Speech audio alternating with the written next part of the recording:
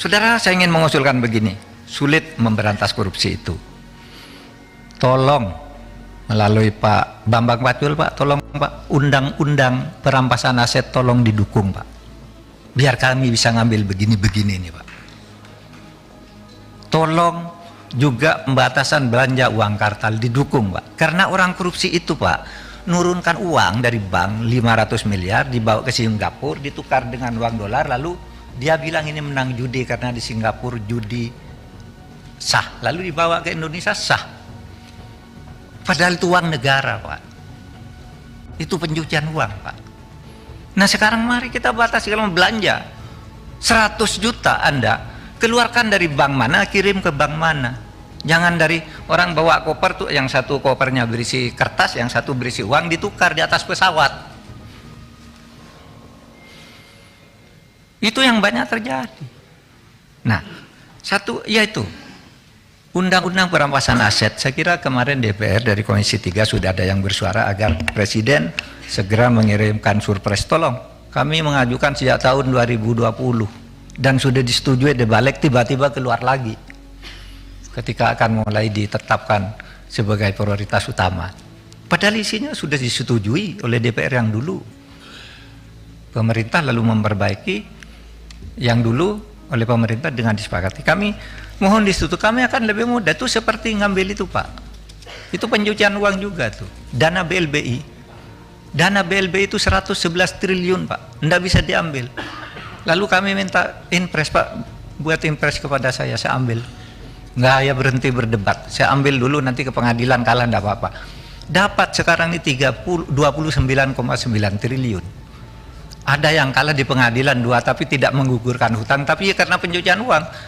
Barangnya dijaminkan ke pemerintah dengan surat tanda tangan di atas meterai, tapi sertifikatnya tidak diserahkan, lalu dijual. Ketika mau diambil, ketika kami sita, ternyata sertifikatnya sudah dimiliki oleh anaknya. Kalah di pengadilan, tidak apa-apa, tapi hutangnya tetap gitu. Tapi kalau ada undang-undang perampasan aset, kita bisa tangani, Pak, itu semua. Pak Mahfud tanya pada kita, tolong dong undang-undang perampasan aset dijalanin. Republik di sini ini gampang laksananya ini. Lobbynya jangan di sini, Pak. Ini Korea ini semua menurut bosnya masing-masing. Di sini boleh ngomong kalah, Pak. Bambang Pacul ditelepon, Ibu Pacul berhenti, siap. Ini laksanakan, Pak. Jadi 2 presiden pernah nanya sama saya, pembatasan uang kartal sama ini RUU ini yang mana ya, Pak Presiden? Kalau pembatasan uang kartal pasti DPR nangis semua. Kenapa? Masa dia bagi duit harus pakai e-wallet, Pak? E-walletnya cuma 20 juta lagi, nggak bisa, Pak. Nanti mereka nggak jadi lagi. Oh iya.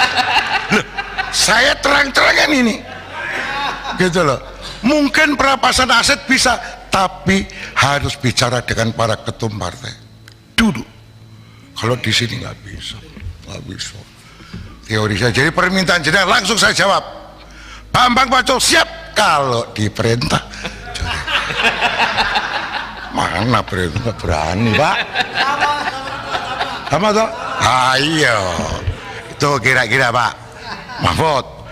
Jadi ini saya tidak akan berpanjang lebar, Pak. Ya kayak gini, namanya juga baru analisa transaksi keuangan, no.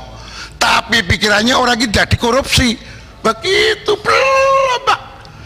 Bahwa itu info awal untuk dilakukan penelitian berikutnya, penyelidikan bahasanya.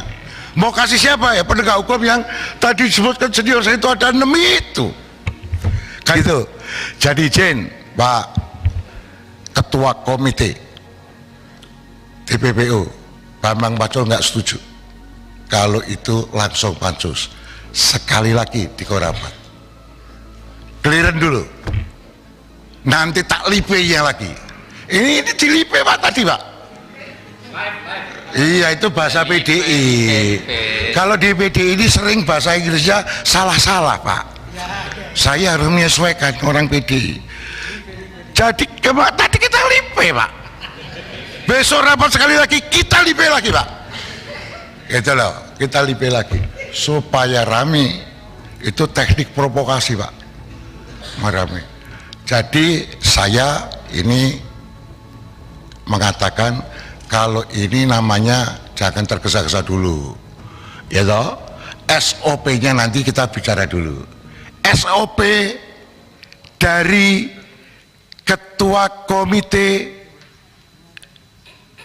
Pencegahan dan Pemberantasan Tindak Pidana Pencucian Uang itu ada di dalam tugasnya dia, arah kebijakannya, SOP-nya biye. Nah, dari SOP itu kita auditnya gampang. Kalau hari ini mau ke audit apanya? Nggak ada Pak. Kita nggak pegang auditornya kecuali undang-undangnya. Kalau undang-undangnya bisa kita pakai audit, tapi kan audit kebijakan, teknis lapangan kita audit. Jadi nanti kita mohon agar supaya komite mengeluarkan SOP, termasuk SOP pelaporan. PPATK harus melapor ke DPR 6 bulan, kira-kira tanggal berapa? Urut waktunya. Kepada Presiden tinggal berapa? Kalau Presiden kan sibuk, kalau DPR di sini cukup langsung. Selesai. Kita bisa baca match kedepannya match, itu kedepannya match. Saya kira itu Pak Pimpinan. Jadi saya tidak memarahi, tetapi saya mencoba untuk dengerin ini semua Pak. Oh ini nanti solusinya ini menurut saya, dan kalau orang lapangan pasti sepakat, karena kami di lapangan tanya itu Pak Kabar Eskrim yang sering di lapangan itu loh, orang Blora itu, orang Blora orangnya atos Pak, kita sama Jawa Tengah itu orang keras tuh Pak itu, tapi kalau baik ya hatinya lembut tuh dia. Jadi kira-kira begitu ya Pak. Terima kasih. Wassalamualaikum warahmatullahi wabarakatuh.